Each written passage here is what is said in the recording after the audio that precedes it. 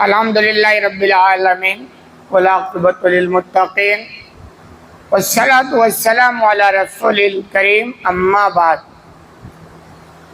بات اس باب کے تعلق سے کہ نبی کریم صلی اللہ علیہ وسلم اور صحابہ کرام رضوان اللہ تعالی علیہم اجمعین کو مشرکین کے جانب سے جو تکلیفیں پہنچی، جو ان کا سلوک رہا ہے، اس کے تعلق سے یہ باتیں ہیں۔ حدیث نمبر ہے 3854۔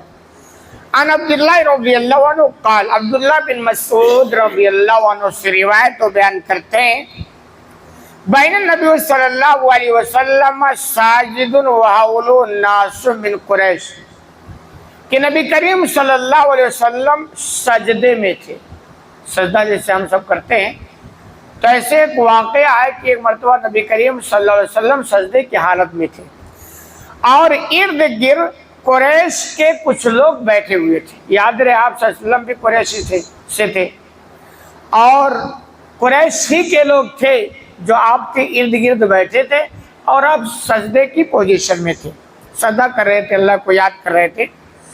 جاء عقبہ بن ابی معیط بسالہ جزور، کہ عقبہ بن معیط یہ اونٹ کی اوجڑی یا بچے دانی جو ہوتی ہے وہ لے کر آیا۔ عقبہ بن معیط بہت ہی بدماش قسم کا مشرک تھا، کافر تھا۔ اس کی بدماشی بڑی انتہا کو پہنچی ہوئی تھی، چنانچہ یہ کہیں اونٹ کی اوجڑی پایا اور دیکھا کہ نبی سجدے میں ہے تو اونٹ کی اوجڑی اٹھا کر لایا۔ فَقَذَفَهُ عَلَى ظَهْرِ نبی صلی اللہ علیہ وسلم، تو اس نے اس اونٹ کی اوجڑی کو نبی کریم صلی اللہ علیہ وسلم کے پیٹ پر ڈال دیا۔ آپ اندازہ لگائیں کیا مطلب حالت بنی ہو۔ اور حدیث میں فلم یرفع راسہ، اور آپ اتنا مجبور ہو گئے کہ اپنے سر کو اٹھا نہیں سکے۔ جب تک وہ اونٹ کی اوجڑی آپ کی پیٹھ پہ پڑی رہی، آپ سیدھے کھڑے بیٹھ نہیں سکے۔ اب ظاہر سی بات، آدمی سجدے میں جائے پھر اونٹ کی اوجڑی بھی وزنی ہوتا ہے، اور سجدے میں جانے کے بعد آدمی کے پاس اٹھنے کی اتنی مضبوط طاقت ہوتی بھی نہیں ہے، اور اس پر اونٹ کی اوجڑی ڈال دیا تو آپ اٹھنا چاہ رہے تھے مگر اٹھ نہیں پا رہے۔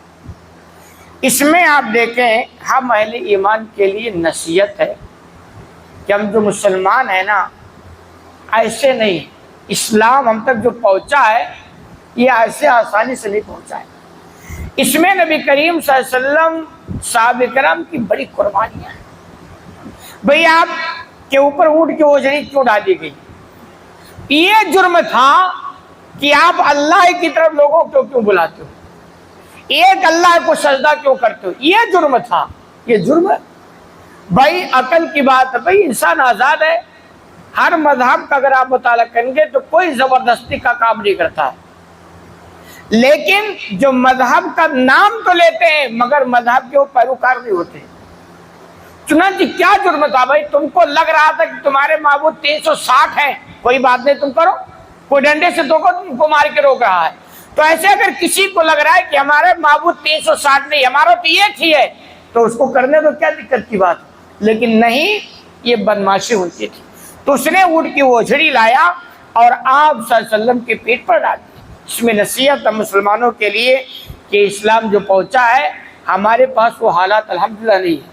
ہمارے پاس حالات ہے کہ عمل کر لے جائیں، نماز پڑھ لے جائیں، سجدہ کر لے جائیں، رکوع کر لے جائیں، لیکن افسوس کہ ہم سے یہ بھی نہیں ہوتا ہے نا۔ ہم تو بس کھانے میں لگے ہیں کہ دنیا کتنا مل جائے، پیٹ اتنا بڑا ہو گیا ہے نا کہ صرف کھانا ہے، بھائیوں کا کھا لو، بہنوں کا کھا لو، پڑوسیوں کا کھا لو، جس کا موقع ملے کسی کو مت چھوڑو، سب کھاتے جاؤ۔ یاد رکھو ہماری زندگی کا مقصد یہ دنیا بنانا نہیں ہے، ہماری زندگی کا مقصد آخرت بنانا۔ اگر آپ کو دنیا ضرورت ہے، مقصد نہیں ہے، دنیا میں اگر نرم گرم ہوا گزر جائے گی، آخرت بگڑ گئی تو نہیں گزرے گی۔ تو آپ دیکھیں اسلام بڑی مشکل سے ہم تک پہنچا ہے، اور آج کے مسلمان اس پر عمل بھی آسانی سے نہیں کر پا رہے۔ یہ حالات ہیں۔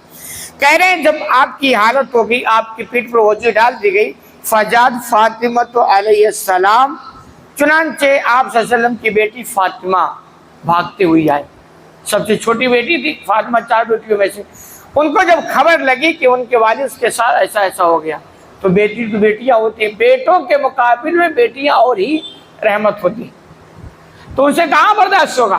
وہ بھاگتے ہوئی آئیں، فاقدتو من ظہرہی، اور اس اونٹ کی وجڑی کو کیسے بھی کر کے نبی کریم صلی اللہ علیہ وسلم کی پشت سے پیٹھ سے ہٹایا، اور چونکہ کمزور تھی کچھ کر نہیں سکتی، ورنہ اگر طاقت ہو تو باپ کے ساتھ ایسی تکلیف کو کون برداشت کرے گا؟ لیکن یاد رہے کہ جو لوگ طاقتور ہیں، مضبوط ہیں، پیسے والے، کرسی والے ہیں، جب بھی کمزوروں کے ساتھ معاملہ کریں تو یاد رکھیں کہ ان کے پاس طاقت تو نہیں ہے، لیکن ان کے دل کی جو آہ نکلے گی وہ سیدھے عرش تک ٹکرائے گی، یہ یاد رکھیں، عرش تک ٹکرائے گی۔ چنانچہ وہ بیچاری کچھ نہیں کر سکے، لیکن دل کی آہ تو نکلے گی نا، دل کی آہیں بھی نکلی اور بددعا بھی نکلی۔ وَدَاد عَلَى مَنْ سَانَا، اور انہوں نے بددعا کی اس کے لیے جس نے حرکت کی، نبی کے ساتھ جس نے حرکت کی ان کے والد ہیں، نبی بھی ہیں، تو انہیں فاطمہ رضی اللہ عنہ نے بددعا کر دی، آہ نکلے گی۔ اور یہ بھی یاد رکھیں بددعا ہی تباہی کے لیے کافی نہیں ہے، بہت سارے لوگ ہوتے بددعا نہیں کرتے، یار اچھی بات نہیں، لیکن دل کی آہ نکلنا بھی سامنے والے کے لیے تباہی کے لیے کافی ہے، آہ نکلنا، ٹھیک ہے بددعا نہیں کرتے، آہ نکلنا بھی کافی ہے۔ اور بددعا کا مطلب اگر اچھا آدمی ہوگا نا تو جب کرے گا تو ایک دم یہ کہ سارے حدود کراس کر گیا، تب جا کر کے اچھے آدمی کے دلوں سے بددعا نکلتی، ورنہ بددعا جلدی نکلتی نہیں ہے۔ چنانچہ ان کے والد کے ساتھ ایسا ہوا جس سے آئے بھی نکلی اور بددعا بھی کی۔ کہہ رہے ہیں فقال النبی صلی اللہ علیہ وسلم، آپ صلی اللہ علیہ وسلم جب اٹھ گئے بیٹھ گئے تو آپ نے فرمایا اللہم علیک الملا من قریش، اللہ قریش کے اس جماعت کو تو پکڑ لے، یعنی آپ نے اس وقت قریش کے ان لوگوں کا نام لیا جنہوں نے بدمعاشی کی انتہا کر دی اور نام لے کر بددعا کی۔ یاد رکھنا نبی جلدی کسی کے لیے بددعا نہیں کرتے، لیکن جس کے بارے میں کر دیں اس کی خیر بھی نہیں ہوتی ہے، اور نبی بددعا اس وقت کرتے ہیں جب سارے حدود پار کر گئے ہوں۔ تو آپ نے ایک ایک کا نام لے کے بددعا کی۔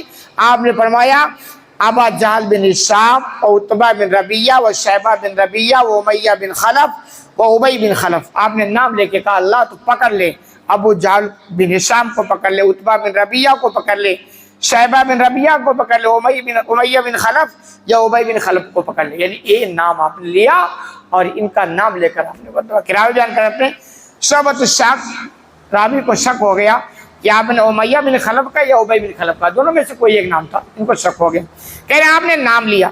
فرائیتم قتلی یوم بدر، راوی بیان کرتے عبداللہ بن مسعود کہ میں نے دیکھا یہ سارے کے سارے غزوہ بدر کے دن قتل کر دیے گئے۔ غزوہ بدر میں جتنے بڑے بڑے بدماش قسم کے لوگ تھے، لیڈر جیسے لوگ، اب تقریباً اکا دکا کوئی بچا تھا، باقی سارے مار دیے گئے، اور جن کا آپ نے نام لیا ان میں سے کوئی نہیں بچا۔ تو یہ ہمیشہ یاد رکھنا چاہیے کہ یہ اسلام جو ہم تک پہنچا ہے آسانی سے نہیں پہنچا، بڑی قربانیاں دی گئی ہیں۔ اگر فاول کو فی بیرے، تو یہ سب سارے مار دیے گئے، تو غزوہ بدر کے پاس کہیں کوئی کنواں تھا تو ان کی لاش کو اسی کنویں میں ڈال دیا گیا، غیر امیہ او ابی، غیر امیہ یا ابی کے علاوہ ان کو نہیں ڈالا گیا۔ کیوں نہیں ڈالا گیا؟ تقطر اوصال ہو، جو بدر ہوئی غزوہ اس غزوہ میں ایسے مار دیے گئے کہ ان کے جوڑ بوٹیاں مطلب الگ ہو گئی، اس کنڈیشن میں نہیں تھی کہ ان کی ایسے لاش اٹھا کے کنویں میں ڈال دی، تو ان کو نہیں ڈالا گیا، ان کو ان کی حالت پہ چھوڑ دیا گیا۔ کہہ رہے ہیں فلم یلقا فی البئر، یعنی ان کو کنویں میں نہیں ڈالا گیا، باقی جتنے لوگوں کا آپ نے نام لیا جو قتل کیے گئے وہ سارے کو سارے کنویں میں ڈال دیا گیا۔ تو یہ ساری چیزیں سننے کے لیے یہ ہے کہ بھئی ہمیں اسلام پر عمل کرنے کا ایک حوصلہ ملتا ہے کہ بھئی ہمارے پاس تو ایک کنڈیشن نہیں، اللہ کا شکر ہے بھئی ہم نماز پڑھیں الحمدللہ، عام طور پر نہیں کوئی اتنا مسئلہ ہے، لیکن وہ تو ایسے تھے کہ اللہ کے لیے سجدہ کرنا ان کے لیے جرم ہو گیا تھا، سجدہ کرتے تو ستائے جاتے، کلمہ پڑھتے تو ستائے جاتے، اسلام کی بات کرتے تو ستائے جاتے، تبلیغ کرتے تو ستائے جاتے، یہ حالات تھے۔ اور آج تو الحمدللہ ہمارے پاس عمل کرنے کے لیے تقریباً پوری آزادی ہے، ہمیں اس کو غنیمت سمجھنا چاہیے، اور جو اسلام کے فرائض و احکام ہیں اس میں بالکل بھی سستی اور کوتاہی نہیں کرنی چاہیے۔ اللہ رب العالمین سے دعا ہے کہ الہ العالمین تو ہمیں کہنے سننے زیادہ عمل کرنے کی توفیق عطا فرما۔